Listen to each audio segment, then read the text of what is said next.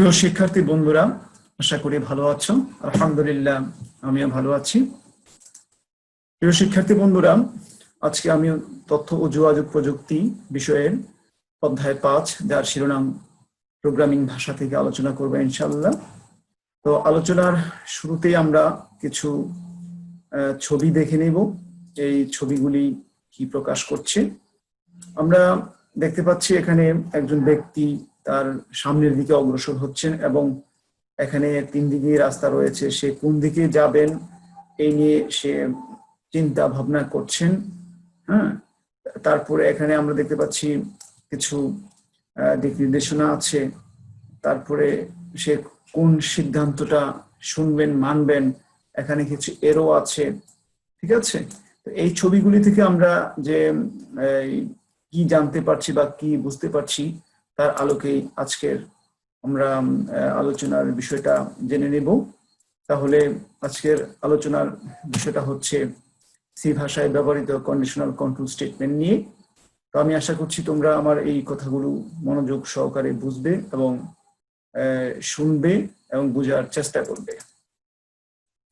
তো প্রিয় শিক্ষার্থী বন্ধুরা, আজকের পাঠ শেষে তোমরা কন্ট্রোল স্টেটমেন্ট কি তা বলতে পারবে, কন্ডিশনাল কন্ট্রোল স্টেটমেন্ট কি তা বলতে পারবে, কন্ডিশনাল কন্ট্রোল স্টেটমেন্ট ব্যবহার করে প্রোগ্রাম তৈরি করতে পারবে। শুরুতেই আমি কন্ট্রোল স্টেটমেন্ট নিয়ে কথা বলবো। কন্ট্রোল স্টেটমেন্টটা কি এটা আমাদের জানা খুবই দরকার। সি প্রোগ্রামের স্টেটমেন্ট সমূহ সাধারণত স্বয়ংক্রিয়ভাবে ও পর্যায়ক্রমে একবার করে সম্পাদিত হয়, এই কথাটা মনে রাখতে হবে। ঠিক আছে, তারপর যদি 2 বা ততোধিক সম্পাদনের প্রয়োজন হয় কিংবা কোনো স্টেটমেন্ট কোনো শর্ত সাপেক্ষে অথবা অপর কোনো স্টেটমেন্টের ফলাফল ভিত্তিতে সম্পাদনের প্রয়োজন হয়, অথবা কোনো স্টেটমেন্ট হতে প্রোগ্রাম নিয়ন্ত্রণ অন্য কোনো স্টেটমেন্ট হস্তান্তরের প্রয়োজন হয়, সেসব ক্ষেত্রে স্টেটমেন্ট সমূহের নির্বাহ প্রোগ্রাম নিয়ন্ত্রণ করে থাকেন। ঠিক আছে, প্রোগ্রামে এমন স্টেটমেন্ট সমূহের নির্বাহ নিয়ন্ত্রণের জন্য কন্ট্রোল স্ট্রাকচার ব্যবহার করা হয়। এগুলো বারবার পড়তে হবে আমাদের। সি প্রোগ্রামে কন্ট্রোল স্টেটমেন্ট সমূহকে প্রধানত 2 ভাগে ভাগ করা হয়, এই কথাটা মুখস্থ করতে হবে। 1 number conditional control statement, 2 number loop control statement. খুব ভালো করে মনে রাখবে এই কথাটা এমসিকিউর জন্য। কন্ডিশনাল কন্ট্রোল স্টেটমেন্ট নিয়ে আমরা জানবো এখন। তোমরা লক্ষ্য করো, সি প্রোগ্রামের শর্ত সাপেক্ষে কোনো স্টেটমেন্ট সম্পাদনের জন্য কন্ডিশনাল কন্ট্রোল স্টেটমেন্ট ব্যবহার করা হয়, এই কথাটা মনে রাখবে। কন্ডিশনাল কন্ট্রোলে ব্যবহৃত শর্ত সত্য হলে প্রোগ্রামে এক ধরনের ফলাফল পাওয়া যায় এবং মিথ্যা হলে এক ধরনের ফলাফল পাওয়া যায়। আবারও বলছি, প্রোগ্রামে যদি শর্ত সত্য হয় এক ধরনের ফলাফল, মিথ্যা হলে এক ধরনের ফলাফল হয়, এই কথাটা মনে রাখতে হবে। অন্যতম কন্ডিশনাল কন্ট্রোল স্টেটমেন্ট গুলো আমরা একটু জেনে নিচ্ছি।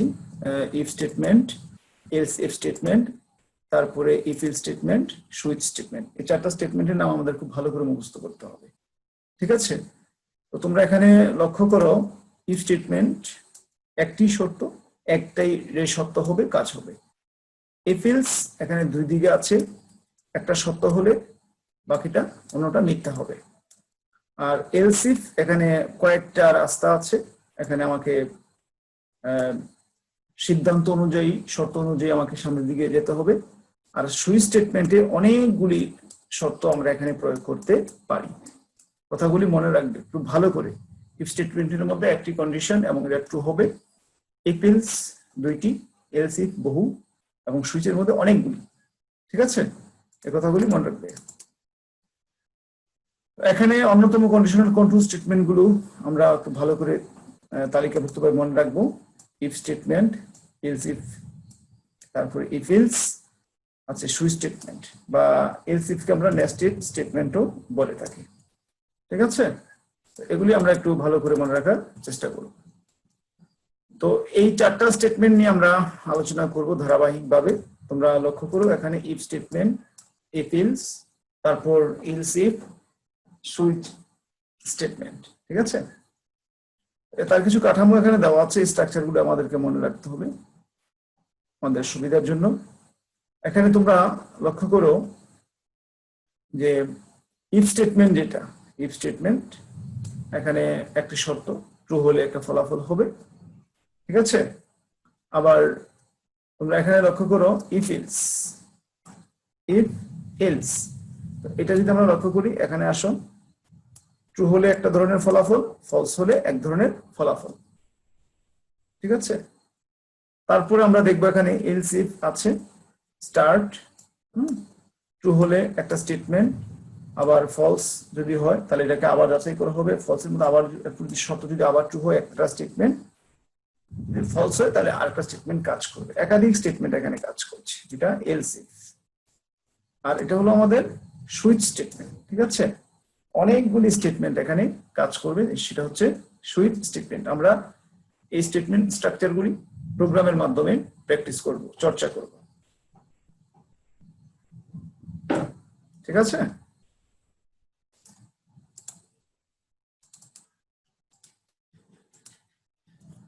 এখানে তোমরা লক্ষ্য করো ইফ স্টেটমেন্ট নিয়ে আমরা কিছু কথা বলতে যাচ্ছি। শর্ত সাপেক্ষে, প্রোগ্রামে শর্ত সাপেক্ষে কোন স্টেটমেন্ট সম্পাদনের জন্য ইফ স্টেটমেন্ট ব্যবহার করা হয়। ইফ স্টেটমেন্ট ব্যবহারের ফরম্যাট হলো ইফ কন্ডিশন দ্বিতীয় বন্ধনী অ্যাকশন দ্বিতীয় বন্ধনী। একটু লক্ষ্য করবে, যদি আমরা একটু বাংলায় কথা বলি, যদি পর অ্যাকশন পাস করবে, যদি পর অ্যাকশন কি পাস করবে। এবারে ইফ স্টেটমেন্টের সাহায্যে একটি প্রোগ্রাম তৈরি করি। চলো, কিবোর্ড থেকে কোনো সংখ্যা ইনপুট দিয়ে দেখবে সংখ্যাটি ধনাত্মক কিনা, অর্থাৎ ধনাত্মক কিনা এটা নির্ণয়ের আমরা একটি প্রোগ্রাম প্র্যাকটিস করব। তো কিভাবে করব আমরা, আমাদের প্রথমে চালু করতে হবে, উইন্ডো চালু করতে হবে, করলাম। এই পেজটা আমাদের আসবে শুরুতে, তোমরা যে পেজটা দেখতে পাচ্ছ। তারপর এখানে আমরা আসার পর আমরা কি করব বলো, এই স্টার্ট বাটনে ক্লিক করলে আমাদের এই তালিকাটা আসবে। তো এই তালিকা থেকে আমরা কি করব, এই তালিকা থেকে আমরা অল প্রোগ্রামে ক্লিক করব। তো চলো অল প্রোগ্রামে আমরা ক্লিক করি। এখানে আমরা অল প্রোগ্রাম দেখতে পাচ্ছি, অল প্রোগ্রামে আমরা ক্লিক করব। ক্লিক করার পর আমরা কি দেখব, অল প্রোগ্রামের অধীনে আমাদের একটা তালিকা আসবে। এই তালিকা থেকে আমরা টার্বো সি এটা ক্লিক করব। তো এখানে ক্লিক করার পর আমরা তারপর কি দেখব দেখি। ক্লিক করার পর আমরা যে বিষয়টা দেখব সেটা হলো এই তালিকাটা আসবে টার্বো সি এর অধীনে। তোমরা লক্ষ্য করো এখানে টার্বো সি আছে, তার অধীনে এই আমরা টার্বো সি প্লাস প্লাসে ক্লিক করব। তো ক্লিক করার পর আমরা যে বিষয়টা দেখব, এখানে এই উইন্ডোটা আসবে। আমি যখন ক্লিক করব, ক্লিক করার পর এই উইন্ডোটা আসবে। তো এখানে আমাদের প্রয়োজনীয় প্রোগ্রাম আমরা লিখব। ঠিক আছে, এখানে আমাদের প্রয়োজনীয় প্রোগ্রাম লিখব। তো চলো আমরা প্রোগ্রাম লেখা শুরু করি। প্রোগ্রাম আমাদের লিখতেছি, প্রোগ্রাম লেখা হয়ে গেল। ঠিক আছে, মনে করো আমরা প্রোগ্রাম লিখেছি। তো এখানে প্রোগ্রামে কি বলছে, হ্যাশ ইনক্লুড, এটা আমাদের হেড ফাইল পূর্ব থেকে ঘোষণা করতে হবে। কম্পালসারি ফাংশন মেইন, দ্বিতীয় বন্ধনী দিয়ে শুরু করতে হয় প্রোগ্রাম, এখানে দ্বিতীয় বন্ধনী দিয়ে শেষ করতে হয়। এই ইনটা হলো ডেটা টাইপ ইন্টিজার, এই হলো চলক যার অধীনে মান গ্রহণ করা হবে। Print function enter a number, এই লেখাটাকে প্রকাশ করার জন্য প্রিন্ট ফাংশনটা দেওয়া হয়েছে, তার অধীনে আমরা মান ইনপুট দিব। আর মান গ্রহণ যাচাই করলে স্ক্যান ফাংশন, ইন্টের কারণে percentage format specify percentage D, এ হচ্ছে অ্যাড্রেস অপারেটর। ঠিক আছে, যদি এ শূন্যের চেয়ে বড় হয়, অর্থাৎ যে মানটা যদি শূন্যের চেয়ে বড় হয়, ছাপাও গিভেন নাম্বার ইজ পজিটিভ। ঠিক আছে, গিভেন নাম্বার ইজ পজিটিভ, অর্থাৎ আমার মানটা হবে ধনাত্মক যদি এটা কি হয়, শূন্যের চেয়ে বড় হয়। ঠিক আছে, যদি শূন্যের চেয়ে বড় হয়। প্রোগ্রামটির মোড অফ অ্যাকশনে যদি আমরা কাজ করি এখন, মানে তাহলে আমরা দেখব বিষয়টা কিভাবে কাজ করছে। এখানে আমরা দেখতে পাচ্ছি, তোমরা লক্ষ্য করো, এগুলো তো পূর্বের নেই, সবসময় আমাদের থাকতেছে। এর অধীনে আমি 7 ইনপুট দিলাম ডেটা, এর অধীনে আমি 7 ইনপুট দিয়েছি। তো এন্টারের নাম্বার, এই কথাটা 7 আমি ইনপুট দিব, এখানে চলে আসছে। Scan function percentage D address of A, অর্থাৎ আমি যে 7 দিয়েছি এটা পূর্ণ সংখ্যা যাচাই করেছি এই লাইনটা। যদি এর মান এ 7 শূন্যের চেয়ে বড় হয় তাহলে ছাপাও পজিটিভ, এই কাজটা এখানে করেছি। গিভেন নাম্বার ইজ পজিটিভ, আমি যখন 7 দিব। ঠিক আছে, তারপর আমরা এখন লিখলাম প্রোগ্রাম, লেখার পর এটাকে আমাদেরকে কি করতে হবে, সংরক্ষণ করতে হবে। কি করতে হবে, সংরক্ষণ করতে হবে। তাহলে সংরক্ষণ করব আমরা কিভাবে, ফাইল মেনুতে যাব, গেলাম, তোমরা লক্ষ্য করো এখানে ফাইল আছে, ফাইল মেনু থেকে আমরা তারপর এখানে সেভ বা সেভ এজে যাব, তাই না? সেভ বা সেভ এজে যাব। সেভ এজ থেকে আমরা যখন আমরা সেভ এজে ক্লিক করব, এই সেভ এজে যখন বা সেভে যখন আমরা ক্লিক করব, তখন আমরা একটি ডায়লগ বক্স পাবো। তখন কি পাবো? একটা ডায়লগ বক্স পাবো। এই ডায়লগ বক্সের তোমরা লক্ষ্য করো ফাইল নেম, এখানে ফাইল নেম দিব এবং এখান থেকে লোকেশন আমরা বাছাই করব। এই যে লোকেশন, এখানে কোন ড্রাইভে আমি আমার ফাইলটা সেভ করতেছি, এই লোকেশনটা এখান থেকে বাছাই করে দিয়ে আমরা তারপর এই ওকে ক্লিক করব। ঠিক আছে, ওকে ক্লিক করব। তাহলে মনে রাখতে হবে কিন্তু ওকে ক্লিক করবো। এটা আমরা এখানে দেখতে পাচ্ছি, তোমরা দেখো এই যে ওকে কার্সরটা মিট করছে এখানে। ওকে ওকে ক্লিক করার পর যে ঘটনাটা ঘটবে তাই দেখবো আমরা এখন। প্রোগ্রামটা আমার সংরক্ষণ হয়ে গেল, এই প্রোগ্রাম আমার সংরক্ষণ হয়ে গেল। ঠিক আছে, কোথায় সংরক্ষণ হলো? এটা সি ড্রাইভে সংরক্ষণ হলো, তাই না? সি ড্রাইভে সংরক্ষণ হলো। এখন দেখবো যে আমার প্রোগ্রামে কোনো ভুল ত্রুটি আছে কিনা। তো ভুল ত্রুটি থাকতে হলে আমাকে কোথায় যেতে হবে? এই ডিবাগে যেতে হবে। তো ডিবাগে যেতে হবে, ডিবাগে গেলে ডিবাগ থেকে আমাকে কোথায় যেতে হবে? তারপরে আমাকে রানে ক্লিক করতে হবে। তোমরা দেখো এখানে রান একটা লেখা মিট করতেছে, রানে ক্লিক করতে হবে। ঠিক আছে, রানে ক্লিক করতে হবে। এই রান লেখাটা এখানে আছে, রান লেখাটা আমাদের এখানে আছে। রানে আমাদের ক্লিক করতে হবে। রানে ক্লিক করলে কি হবে? আমার প্রোগ্রামে যদি কোনো ভুল ত্রুটি থাকে তা খুঁজে বের করে সংশোধন করে আমাকে এই পর্যায়ে দিবে। তো এখানে এসে আমরা কি করব? আমার প্রয়োজনীয় মানটা আমি ইনপুট করব। মনে করো এখানে আমি 7 দিয়েছিলাম, ওকে 7 ইনপুট করব। তো 7 ইনপুট করার পরে আমাকে কম্পিউটার বলবে যে, বা এখানে আমরা 3 দিয়েছি, বলবে যে আপনার নাম্বার ইজ পজিটিভ। এই যে আমি 7 দিয়েছিলাম, গিভেন নাম্বার ইজ পজিটিভ, আমাকে ফলাফল দিয়েছে। এই কাজটা আমাকে করতে হবে। ঠিক আছে, তো শিক্ষার্থী বন্ধুরা, আমাদের দ্বিতীয় হচ্ছে ইফ এলস স্টেটমেন্ট। আমাদের 4টা স্টেটমেন্ট নিয়ে আলোচনার কথা ছিল, আমরা দ্বিতীয়টা নিয়ে আলোচনা করব এখন। তোমরা লক্ষ্য করো এখানে বলা হচ্ছে যে সি প্রোগ্রামে অন্যথায়, হ্যাঁ, ইফ স্টেটমেন্ট ইফ এলস অন্যথায় অর্থে এই স্টেটমেন্টের সাথে এলস স্টেটমেন্ট ব্যবহৃত হয়। ইফ এলস স্টেটমেন্ট ব্যবহারের ফরম্যাট হলো এখানে ইফ কন্ডিশন। আমরা যদি বাংলায় কথা বলি তাহলে যদি যদি পর পাস করবে, অন্যথায় ফেল করবে। অ্যাকশন 1 পাস, অ্যাকশন 2 কি ফেল, তাই না? বিষয়টা আমরা এইভাবেও আলোচনা করতে পারি। ঠিক আছে, ইফ এলস কন্ডিশন শর্ত দিয়ে আমরা এই কাজটা করতে পারি। তো বলছি এখানে তোমরা লক্ষ্য করো, ইফ এলস স্টেটমেন্টের সাহায্যে একটি প্রোগ্রাম তৈরি করি। চলো আমরা, এবং সেটা হবে কি, আমরা কিবোর্ড থেকে একটি সংখ্যা ইনপুট দিব। এটা ধনাত্মক না ঋণাত্মক আমরা আইডেন্টিফাই করব। অর্থাৎ সংখ্যাটা ধনাত্মক হলে একটা ফলাফল হবে, ঋণাত্মক হলে একটা ফলাফল হবে। যদি আমরা গল্প আকারে বলি যে 0-র চেয়ে বড় যদি হয় ধনাত্মক, অন্যথায় ঋণাত্মক। বিষয় হচ্ছে মূলত এরকম একটা প্রোগ্রাম আমরা কষ্ট করে এখানে লিখলাম। প্রোগ্রামটা মনে করে লিখলাম, লেখার পরে আমরা এখন ব্যাখ্যায় চলে যাই। এই যে এতটুকু জায়গা আমাদের পূর্বের ন্যায় এখানে জানি আমরা ইন্ট এ এর অধীনে মানটা আমরা গ্রহণ করব। এটা ভ্যারিয়েবল। এন্টার এ নাম্বার, একটি মান ইনপুট করতে হবে। Scan percentage D address of A. তো এখানে scan percentage D address of A, অর্থাৎ পূর্ণ সংখ্যা গ্রহণ করার জন্য এটা বলা হয়েছে। আমি আবার একটু ক্লিয়ার করছি, তোমরা দেখো এই ইন্টের কারণে এখানে পার্সেন্টেজ ডি আসছে, আর এ হচ্ছে এটা চলক। তো যদি এ 0-র চেয়ে বড় হয়, গিভেন নাম্বার ইজ পজিটিভ, অন্যথায় গিভেন নাম্বার ইজ নেগেটিভ। ঠিক আছে, অর্থাৎ এটা হলো ইফ এলস স্টেটমেন্ট। এখানে আমরা দেখি ইফ এলস স্টেটমেন্ট ব্যবহার করে এই প্রোগ্রামটা করা হয়েছে। ঠিক আছে, আচ্ছা, ভেরি গুড। চলো এটা মোড অফে কিভাবে কাজ করছে, অভ্যন্তরীণ কাজটা কিভাবে করছে এটা আমরা একটু দেখে নিই। তোমরা এখানে দেখো যে এটা তো পূর্বে নেই, কথাটা একই সেম আছে। এন্টার এ নাম্বার, এই কথাটা এখানে চলে আসছে।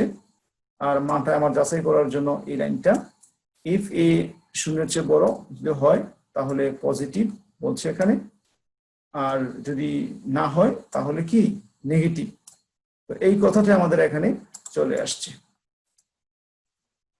অর্থাৎ আমার এখানে আমি এর অধীনে কত মান দিয়েছি দেখো তোমরা, এর অধীনে আমি কি মানটা দিয়েছি 7। 7 হওয়ার কারণে এখানে কি আসছে, আমার পজিটিভ আসছে। 7 হওয়ার কারণে কি আসছে, পজিটিভ আসছে।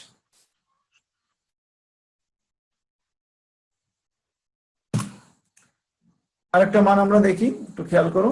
এখানে দেখো তোমরা, এগুলো পূর্বের ন্যায় এখানে আছে। এন্টারে নাম্বার রেখে যাচাই করার জন্য পার্সেন্টেজ ডি দেওয়া হলো কেন? ইন্টের কারণে। ইফ এর মান শূন্য চেয়ে যদি বড় হয় পজিটিভ, অন্যথায় নেগেটিভ। এখানে দেখো -7 শূন্যের চেয়ে ছোট, এই জন্য ফলাফলটা আসছে কি নেগেটিভ। ঠিক আছে, -7 শূন্য আসছে, নেগেটিভ আসছে। কেন আসছে? এটা শূন্যের চেয়ে ছোট। কেন আসছে? শূন্যের চেয়ে ছোট। তো আরেকটা তৃতীয় স্টেটমেন্ট হচ্ছে আমাদের এলস ইফ। এলস ইফ স্টেটমেন্টটা তোমাদেরকে একটা কথা বলি, ইফ এলস এর ভিতরে ব্যবহার করা হয়। ঠিক আছে, ইফ এলস এর ভিতরে ব্যবহার করা হয়। আমরা খুব ভালো করে একটু লক্ষ্য করবো, যেহেতু এগুলো আমাদের থেকে পরীক্ষা প্রশ্ন থাকে। একাধিক শর্ত যাচাই করার জন্য এলস ইফ ব্যবহার করা হয় সি প্রোগ্রামে। অন্যথায় যদি খেয়াল করবে, ইফ এলস স্টেটমেন্টের সাথে এলস ইফ স্টেটমেন্টের ব্যবহার করা হয়। Else if statement if else স্টেটমেন্টের ইফ এবং এলস স্টেটমেন্টের মাঝে বসে, একটু যে কথাটা বলছি, এলস ইফ স্টেটমেন্টে এলস এবং ইফ এর মাঝে ফাঁকা স্থান থাকে। এগুলি মনে রাখতে হবে তোমাদের কথাগুলি বারবার। হ্যাঁ, মনে রাখলে আমাদের জন্য বুঝতে সুবিধা হবে। ঠিক আছে, তো এখানে একটা স্ট্রাকচার আমরা দেখি, স্ট্রাকচারটা দেখলে আমাদের অনেকটা সহজ হয়ে যাবে। যদি কি করো, ভালো করে পড়ো, পাস করবে। অন্যথায় যদি সাধারণভাবে পড়ো, পাস করবে, অন্যথায় ফেল করবে। এরকম অনেক শর্ত থাকতে পারে, অনেক শর্ত থাকতে পারে। যদি অনেক শর্ত থাকে তাহলে আমরা এলস ইফ স্টেটমেন্ট ব্যবহার করবো ইফ এলস এর ভিতরে। ঠিক আছে, তো আমরা একটি প্রোগ্রাম লিখবো। প্রোগ্রামটা কি হবে? কোন একটি সংখ্যা ইনপুট দিয়ে দেখবো সংখ্যাটি শূন্য ধনাত্মক না ঋণাত্মক। ঠিক আছে, শূন্য অর্থাৎ ধনাত্মক না ঋণাত্মক আমরা দেখবো। ঠিক আছে, এটার একটা প্রোগ্রাম আমরা করে নিই। যদি প্রোগ্রামটা আমরা প্র্যাকটিস করি তাহলে কি দাঁড়াচ্ছে, আমরা এখানে ক্লিয়ার হবো কি?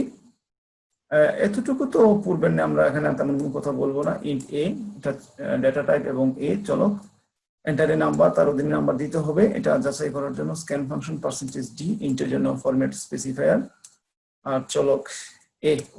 যদি এর মান শূন্য হয়, যদি এ সমান শূন্য হয়, নাম্বার ইজ 0। অন্যথায় যদি এ শূন্যের চেয়ে বড় হয় পজিটিভ, অন্যথায় নেগেটিভ। ঠিক আছে, এখানে বেশ কয়েকটি শর্ত আছে। এই যে ইফ এলস এর ভিতরে এলস ইফ, মনে রাখবে কথাটা। ইফ এলস এর ভিতরে কি এলস ইফ, ইফ এলস এর ভিতরে কি এলস ইফ। এটা আমাদের কি করতে হবে, মনে রাখতে হবে। এখন দেখো কম্পিউটার কিভাবে কাজ করছে, কাজটা আমরা একটু দেখে নিই। লক্ষ্য করো, এতটুকু আমাদের পূর্বের নেয়, নাম্বার ঠিক আছে, এগুলো ঠিক আছে। ইফ এ যদি এ সমান শূন্য হয় তাহলে এটা 0, অন্যথায় যদি অন্যথায় যদি কি হয়, গিভেন নাম্বার ইজ পজিটিভ, অন্যথায় নেগেটিভ। ঠিক আছে, এখানে 0 দিয়েছে, 0 দেওয়াতে কি হলো, গিভেন নাম্বার ইজ 0। আর যদি 0-র চেয়ে বড় হতো পজিটিভ হতো, অন্যথায় নেগেটিভ হতো।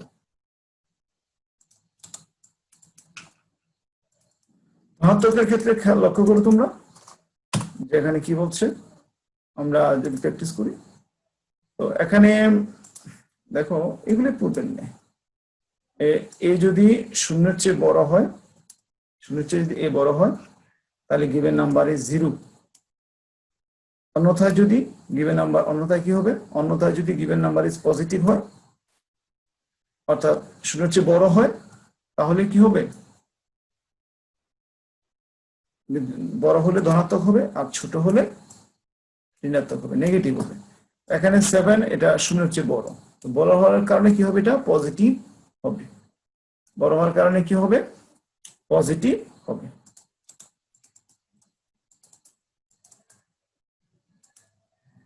এখানে দেখো কি বলছে, a ইকুয়াল টু 0, তাহলে এটা প্রিন্ট ছাপাও 0।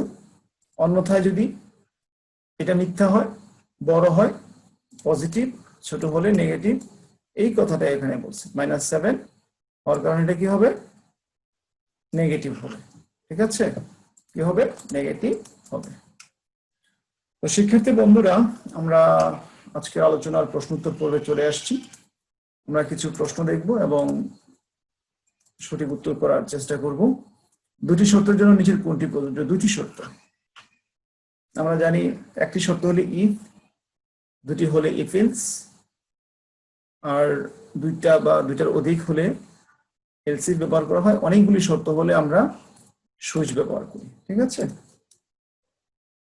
এভাবে আমাদের যত প্র্যাকটিস করবো আমরা তত আমরা শিখতে পারবো। এখানে কিছু গ্রুপ ওয়ার্ক আমি ডিজাইন করেছি, দুটি সংখ্যার মধ্যে বড় সংখ্যা নির্ণয়ের প্রোগ্রাম এবং দুটি সংখ্যার মধ্যে ছোট সংখ্যা নির্ণয়ের প্রোগ্রাম। তোমরা নিজেরা করবে, চেষ্টা করবে। ঠিক আছে, করলেই তোমাদের বেনিফিট বেশি হবে। যত চর্চা করবে তত বেশি